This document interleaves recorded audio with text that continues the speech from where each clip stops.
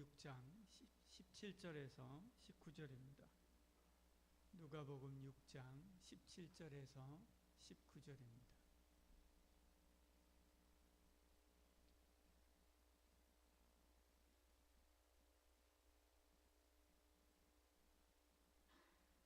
같이 읽겠습니다. 예수께서 그들과 함께 내려오사 평지에 서시니 그의 제자의 많은 무리와 예수의 말씀도 듣고 병고침을 받으려고 유대 사방과 예루살렘과 두로와 시돈의 해안으로부터 온 많은 백성도 있더라. 더러운 귀신에게 고난을 받는 자들도 고침을 받는지라.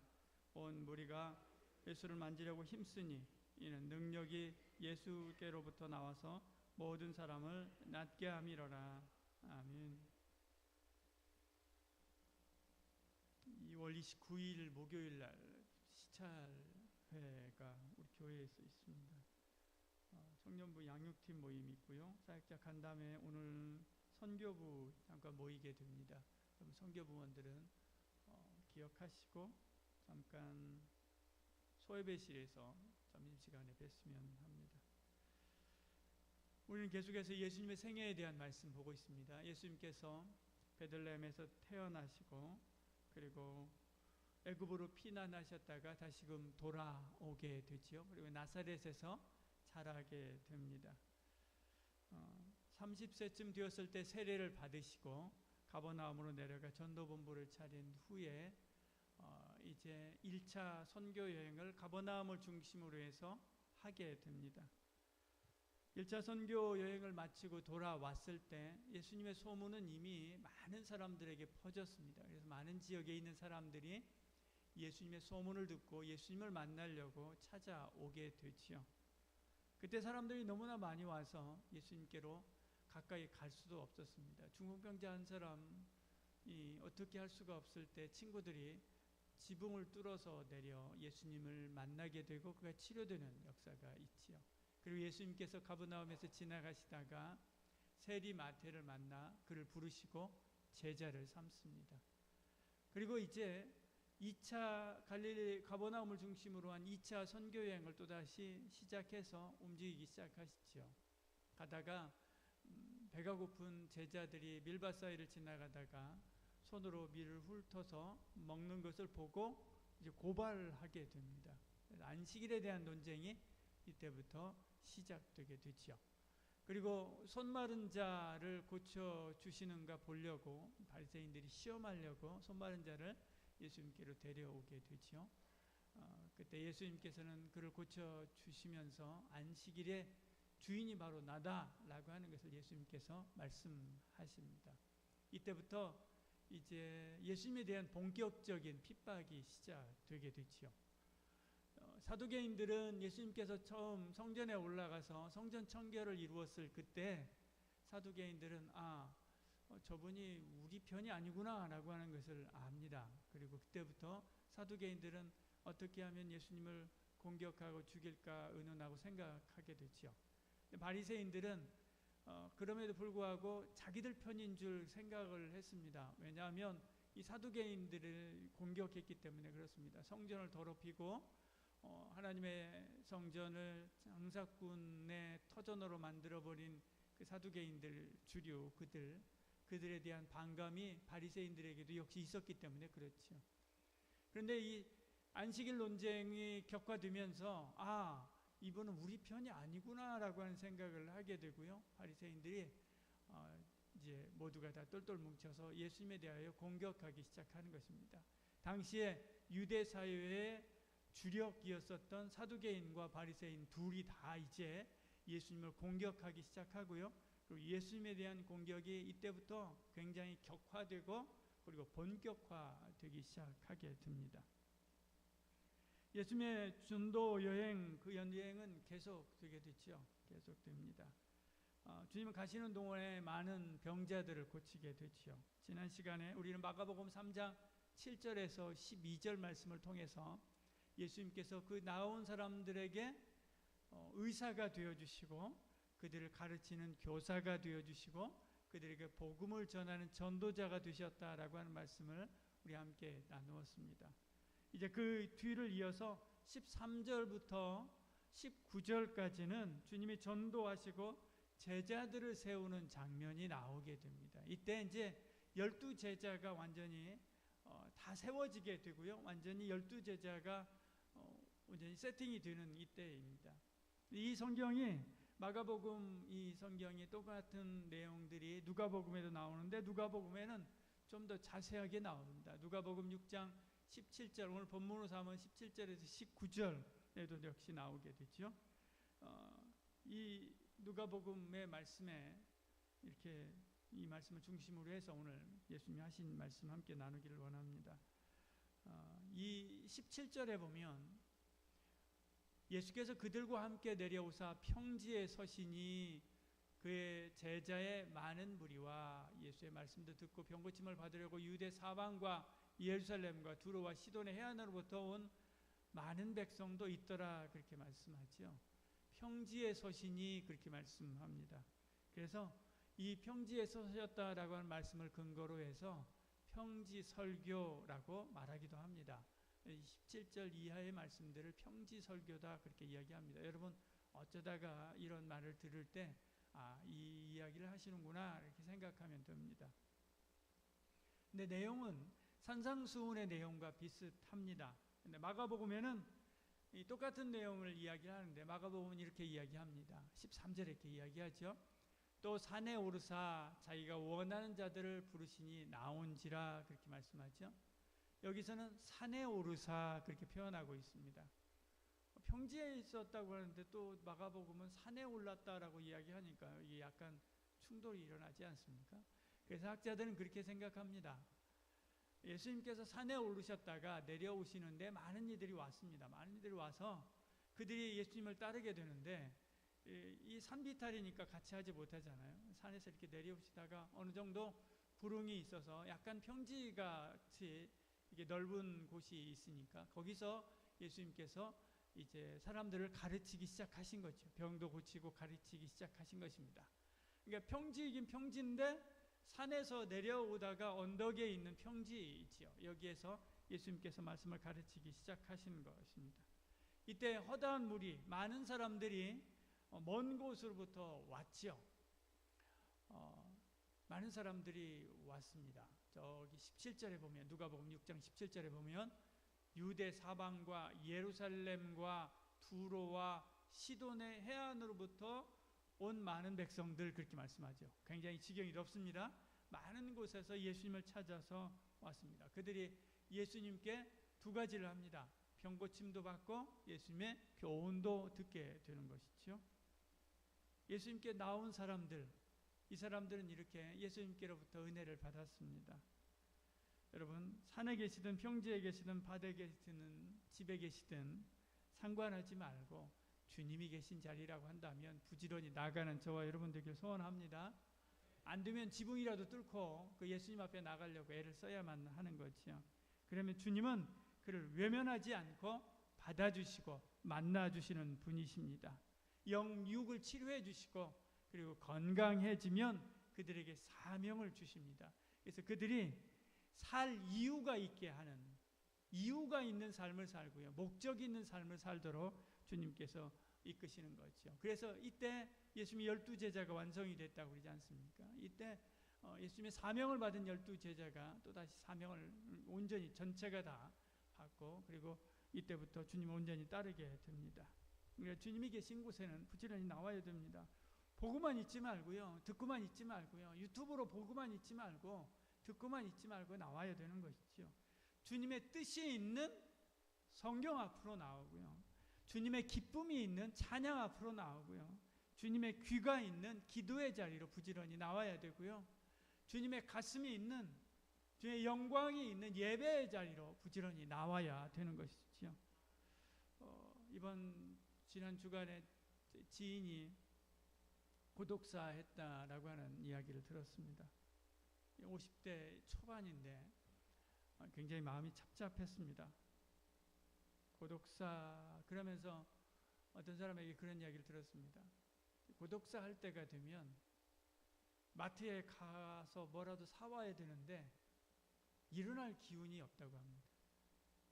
일어나야지 하는 마음은 있는데 일어날 기운이 없대요. 그래서 나가지 못해서 아무것도 소세지 하나 사다가 먹으면 되는데 그걸 사러 갈 돈이 없어서가 아니라 기운이 없어서 그래서 못 가고 그냥 주저앉아 있다가 결국 그렇게 무기력해지는 것이죠.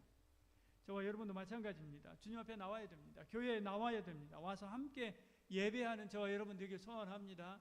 저하고 함께 차라도 마시고요. 하다못해 밥이라도 같이 먹고요. 같이 기도도 하고 밥이라도 먹으러 가고 그렇게 하시길 바랍니다. 그리고 어린아이의 신앙, 병든 그 신앙에서 벗어나 건강하고 활력 있는 하나님의 사람으로 내게 주신 사명, 그것이 무엇인가를 발견하고 그것을 위하여 살아가는 저와 여러분 되기를 소원합니다. 이때 나온 사람들에게 예수님께서 가르치신 내용이 그 다음에 나옵니다. 이게 바로 평지설교의 내용이지요.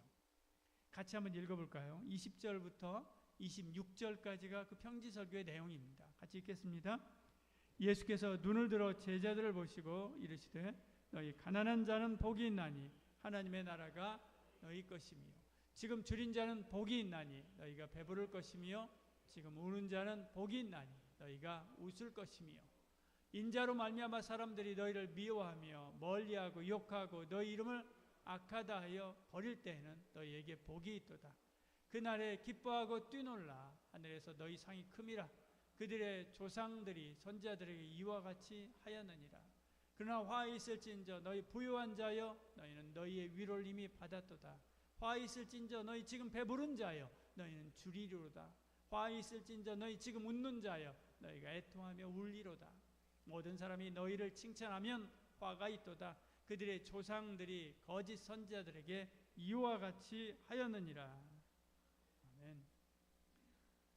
산상수훈의 내용하고 비슷하다고 했죠. 우리 3부 예배 때 우리 산상수훈에 관한 말씀들 계속 나눴는데요.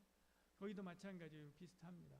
복이 있나니 복이 있나니 그렇게 말씀하죠. 20절에도 복이 있나니 21절에도 복이 있나니 복이 있나니 두 번이나 이야기합니다. 22절에도 복이 있나니 라고 말씀합니다. 23절에서는 너희 상이 크민이라 그렇게 말씀하고 있는 것을 보죠. 이처럼 주님도 우리가 많은 복을 받기를 원했습니다. 여러분, 저와 여러분 많은 복을 받는 은혜가 있기를 소원합니다. 근데 나는 가만히 있고 복이 찾아오기만 기다려서는 안 되고요. 주님 말씀하신 대로 하늘의 신령한 복을 받을 수 있는 그런 사람으로 내가 준비되어야 되는 것입니다. 내가 변하지 않고는 어떤 것도 복이 되지 않습니다. 내가 변화해야 되고요. 내가 복을 받고 내가 복을 감당할 만한 사람이 되었을 때 별거 아닌 것도 아무것도 아닌 것도 복이 되는 것이지요. 우리는 누군가가 부자가 되면 그 사람 복 받았네 그렇게 이야기합니다. 승진하고 사업이 잘 되면 복 받았네 그렇게 이야기합니다. 그러나 여러분 한번 생각해 보십시오. 부자가 복입니까? 아닙니다. 그 부를 복답게 사용할 때 복입니다. 부자 중에도 불행감에 젖어 사는 사람들 굉장히 많이 있습니다. 병에서 놓이고 건강해짐이 복입니까? 아닙니다. 그 건강을 복답게 사용할 때 복인 것이지요. 건강한 사람 중에도요, 자기가 불행하다고 느끼는 사람 굉장히 많습니다. 그래서 마치 현찰과 같은 겁니다. 아무리 많으면 뭐합니까? 쓰지 않으면요, 종이 쪼가리에 불과하는 것이지요. 그래서 쓸 때, 행복하게 쓸 때, 행복하게 바르게 온전하게 의미 있게 쓸 때, 그때 그것이 복다운 것이 되는 것이지요. 2009년에 이때 경기가 굉장히 안 좋았습니다. IMF가 온다고 하고 막 하는 힘들었을 때입니다. 이때 독일의 5위의 갑부였습니다. 이 사람은 세계에서 94위의 갑부였었던 사람인데요. 아돌프 메르클이라고 하는 사람인데 74살이나 됐습니다. 이 사람은 돈이 지금 우리 돈으로 환산하면요, 이 사람이 가지고 있는 자산이 1조에 가까웠습니다. 1조에 가까운 돈을 가지고 있었던 사람인데요. 이때 경기가 안 좋아지니까 돈 걱정하다가요, 기차에 뛰어들어서 자살했습니다. 그렇게 큰 부자도 기차에 뛰어들어서 자살하는 거죠.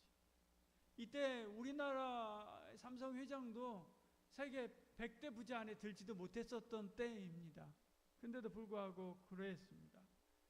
여러분 74세나 되는 분이 마음 비우고 그냥 편안하게 살면 되는데 이 돈 때문에 자살한 것이죠. 여러분 우리 돈 때문에 걱정 많이 하지 않습니까? 돈에 매이기 시작하면요 평생 합니다. 해도 끝이 없는 것이 돈 걱정입니다. 여러분 모든 것을 주님께 맡기는 은혜가 있기를 소원합니다. 그러면 누가 복된 사람입니까? 삶이 가난한 사람이 복된 사람입니까? 아니죠. 심령이 가난한 사람입니다. 20절에 이렇게 말씀합니다. 예수께서 눈을 들어 제자들을 보시고 이르시되 너희 가난한 자는 복이 있나니 하나님의 나라가 너희 것이며 이렇게 말씀합니다. 삶이 가난한 사람인가요? 그렇지 않습니다. 심령이 가난한 사람입니다. 마태복음에서는 심령이 가난한 자는 복이 있나니 그렇게 말씀하지요. 삶이 가난한 사람은 삶의 부요함을 위해서 애쓰듯이 심령이 가난한 사람은 심령의 부요함을 위하여 애씁니다. 영혼의 부요를 위해서 찾고 찾으면서 예수님을 만나는 것이고요. 예수님을 더욱더 깊이 붙들게 되는 것입니다. 니고데모가 심령이 가난한 사람이었습니다. 사렙다 과부가 심령이 가난한 사람이었지요. 시므온과 안나가 심령이 가난한 사람이었습니다. 마리아와 마르다가 심령이 가난한 사람이었습니다. 그러나 바리새인은 그러지 않았습니다. 그는 자신의 삶 그리고 자신의 처지에 만족했습니다. 자신의 율법적인 그런 행위, 그런 삶에 만족했습니다. 그래서 자기가 하는 그 기도에 배불렀고요. 자기가 하는 그 구제에 배불렀고요. 자기가 하는 헌금에 배불렀습니다.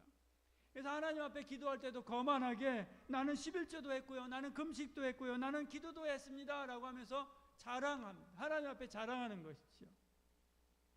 여러분 우리 중에도 이럴 수 있습니다. 나 이만하면 기도하는 사람 아닌가? 나 이만하면 찬양 잘하는 거 아닌가? 나 이만하면 봉사 하나님 앞에 열심히 하는 거 아닌가? 그렇게 생각할 수 있죠. 그러나 주님의 기준으로 보면 그렇지 않습니다. 이런 사람은 결코 복된 사람이 될 수가 없습니다. 우리도 마찬가지입니다. 죄송합니다. 심령이 가난한 사람이 되어야 됩니다. 심령이 줄인 사람이 되어야 돼요. 한마디로 성령 충만을 그렇게 갈구해야 됩니다. 우리가 보기에는 이 사람 정말 기도 많이 하는 사람이에요. 그런데 나 기도 더 해야 되는데 요즘에 기도 못해. 누가 걱정해요? 기도 안 하는 사람이 걱정합니까? 기도하는 사람이 걱정해요. 사실 이 사람 정말로 찬양 열심히 하고 잘해요. 그리고 이 사람이 찬양하면 천사가 찬양하는 것 같은 그런 은혜를 받아요. 그런데 그 사람이 무슨 고민을 하는 줄 압니까? 그런 사람들이 특히나 내가 하나님 앞에 진실된 마음으로 찬양해야 되는데 내가 그러지 못하는 것 같다라고 그런 걱정을 해요. 내가 성경을 더 열심히 읽어야 되는데 그렇게 내가 요즘 성경 못 읽었어 라고 이렇게 고민하면서 이렇게 나눔할 때 목장 나눔할 때 터놓고 이렇게 이야기합니다. 그러면 옆에서 그런 생각해요. 아니 저 사람은 성경 누구보다 잘 아는데 얼마나 더 알겠다고 어디 신학교 가겠다는 건가? 그렇게 생각할 정도예요. 근데 누가 그렇게 해요? 성경을 그렇게 아는 사람들이 그렇게 하는 것입니다. 기도함에도 불구하고 더 기도해야 된다라고 안달복달하고요. 찬양해야 함에도 잘함에도 불구하고 더 진실한 찬양으로 하나님 앞에 나가야 되겠다고 안달복달하는 거. 이게 뭡니까? 이게 심령이 가난한 사람인 거예요. 심령이 가난한 마음을 가지는 겁니다. 내 영혼은 성령으로 배부르고 내 마음은 주의 가르침으로 만족하고 내 삶이 주를 위한 거룩하고 성결한 그 삶으로 충만하려고 애쓰는 거지. 이 사람이 가난한 사람, 이 사람이 심령이 가난한 사람인 거지. 사슴이 시냇물을 찾듯이 줄인 자, 가난 자가 될 때 자기 심령을 가난케 한 원수 같은 죄에 대해서 울 수가 있는 것입니다. 그렇게 울며 씨를 뿌리고 울며 주를 간절히 찾는 것, 그것이 바로 복인 것이지요. 그때 배부르고 그때 웃을 수 있는 진정한 하늘의 복을 받는 사람이 되는 것입니다. 그건 저와 여러분들에게 소원합니다. 이렇게 영적으로 배불러야 힘을 쓸 수가 있습니다. 우리의 몸도요, 배불러야 힘을 쓰지 않습니다. 마음도 힘을 받고 몸도 힘을 받게 됩니다. 그래서 어려움이 와도 그 어려움들을 이겨내고 승리할 수 있습니다. 22절, 23절 이렇게 말씀하죠. 인자로 말미암아 사람들이 너를 미워하며 멀리하고 욕하고 너희 이름을 악하다하여 버릴 때에는 너희에게 복이 있도다. 그날에 기뻐하고 뛰놀라. 하늘에서 너희 상이 큼이라. 그들의 조상들이 선지자들에게 이와 같이 하였느니라. 이렇게 말씀합니다. 예수님을 위하여 핍박을 받는 것이 복이 있다. 22절 이렇게 말씀하죠. 마가복음에 보면 땅에서와 하늘에서 복이 있다. 그렇게 말씀합니다. 마가복음 10장에 이렇게 말씀하죠. 누가는 하늘에서 받을 상이 얼마나 크고 좋은지 기뻐하고 뛰놀 정도다. 그렇게 이야기합니다. 근데 우리는 행여나 주님을 위하여 핍박을 받을까 봐서 자꾸 뒤로 물러납니다. 주를 위하여 핍박을 받으라라고 하면 아무도 나서지 않지. 하나님도 예수님도 달면 삼키고 쓰면 뱉습니다. 돈 앞에서는 예수님도 하나님도 없지. 여러분, 주를 위해서 핍박받는 것까지는 안 해도 주님께서 내게 주신 그 은혜의 10분의 1이라도 주를 위하는 마음으로 이웃에게 내가 베푼다고 한다면 교회와 성도들은 지금처럼 이렇게 욕먹지 않을 것입니다. 근데 우리는 그것조차 못하는 거죠. 그래서 우리의 삶이 이렇게 쪼그라드는 것입니다. 행복의 바가지가 이렇게 새는 것이죠. 24절 25절 같이 읽어보겠습니다. 그러나 화 있을진저 너희 부요한 자여 너희는 너희의 위로를 이미 받았도다. 화 있을진저 너희 지금 배부른 자여 너희는 주리로다. 화 있을진저 너희 지금 웃는 자여 너희가 애통하며 울리로다. 이렇게 책망 듣는 일이 없어야 될 줄 믿습니다. 3번이나 화 있을진저라고 하는 말을 외치면서 그런 사람에게는 다시는 위로도 없고 오히려 주림과 애통하는 눈물밖에 없다. 그렇게 말씀합니다. 근데 복 있는 성도는 더 나아가 복음을 위해서 주를 위해서 욕도 먹을 수 있어야 됩니다. 여러분 혹시 복음 전하다가 혹은 믿음을 지키려고 애를 쓰다가 주변에 있는 사람들에게 욕 먹어봤습니까? 아니면 한 번도 욕 먹어본 적이 없습니까? 이웃에게 칭찬만 들었습니까? 그렇지만 의를 위해서 핍박받는 것을 기쁨으로 여겨야 됩니다. 26절을 이렇게 번역했습니다. 모든 사람이 너를 칭찬하면 화가 있도다. 공동번역 성경은 이렇게 번역했습니다. 모든 사람에게 칭찬을 받는 사람들아 너희는 불행하다. 표준세번역 성경은 이렇게 번역했습니다. 모든 사람이 너희를 좋게 말할 때 너희는 화가 있다. 저는 사실 이 현대인의 성경 제일 마지막에 있는 성경 번역이 제일 무섭게 번역한 것 같습니다. 모든 사람이 칭찬하는 자들에게 불행이 닥칠 것이다. 그렇게 이야기합니다. 들을 귀가 있는 분은 듣는 은혜가 있기를 소원합니다. 복음을 위해서 결단과 용기를 내지 않으면 그것으로 끝나는 것이 아니라 불행이 화가 미치게 된다. 그런 마음 가지고 복음을 위해서 욕먹을 각오로 믿음을 지키는 것입니다. 그리고 복음을 전하는 것이죠. 네로는 로마시의 화재의 책임을 그리스도인들에게 돌렸습니다. 성도에게 동물의 가죽을 씌우고 그리고 입혀서 개들이 물어뜯게 했습니다. 다른 이들은 기둥에 매달아서 불로 화형에 처했습니다. 기독교에 대한 핍박은 이전에 굉장히 잔인했었던 제국 아수르, 이런 아수르나